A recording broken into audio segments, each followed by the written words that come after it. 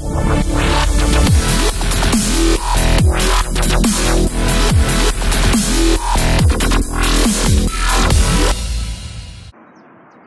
ahojte, vítam vás späť na mojom YouTube channeli a momentálne som vonka na mojej typickej prechádzke a rozhodla som sa nahrať vám také kratšie video, ďalšie zo série Zrnká múdrosti.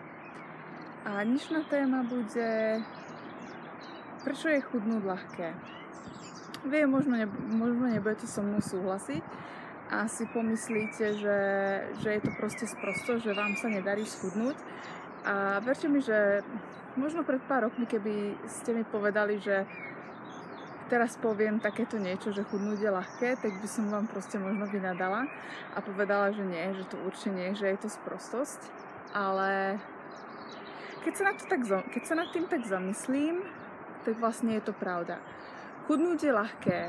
Každý schudne, keďže po väčšine, aj keď nasledujete rôzne tie diety, ktoré majú veľké kalorické deficity, alebo rôzne tie známe diety, ktoré každý nasleduje, tak vy vlastne schudnete.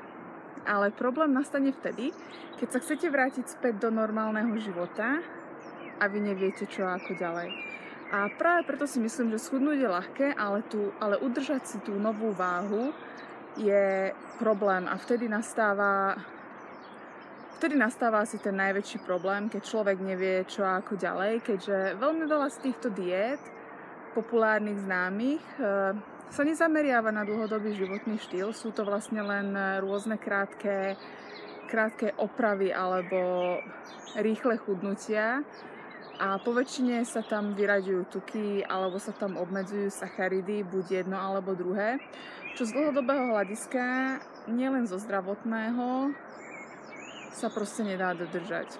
Takže zamyslite sa prosím nad tým, že aj keď ste v minulosti možno sa snažili chudnúť a vám to nešlo, že prečo to vlastne bolo. Najlepšia dieta je vlastne tá, ktorú dokážete dodržať dlhodobo a ktorú ľahko zmeníte na svoj životný štýl. A čo tým myslím? Proste veľa ľudí mne hovorí, že zase chudnem, hovorím, ale tak bola som v objemomke a ja to neberiem ako chudnutie. Ja to beriem naozaj už ako životný štýl, že pozerám na to, že čo budem jesť a čo ako ďalej. A naozaj si myslím, že z dlhodobého hľadiska je to dodržateľné viac, než ako keby sa vysadili buď tuky alebo sacharidy. Takže dúfam, že toto video vám aspoň tak trocha pomôže. Sa zamyslite nad sebou alebo zamyslite sa nad tým, aké praktiky budete používať na chudnutie. A nezabudnite jednu vec. Človek pomaly ďalej zájde, keďže nie stále tá najrýchlejšia cesta je aj tou najlepšou cestou. Takže pekný deň.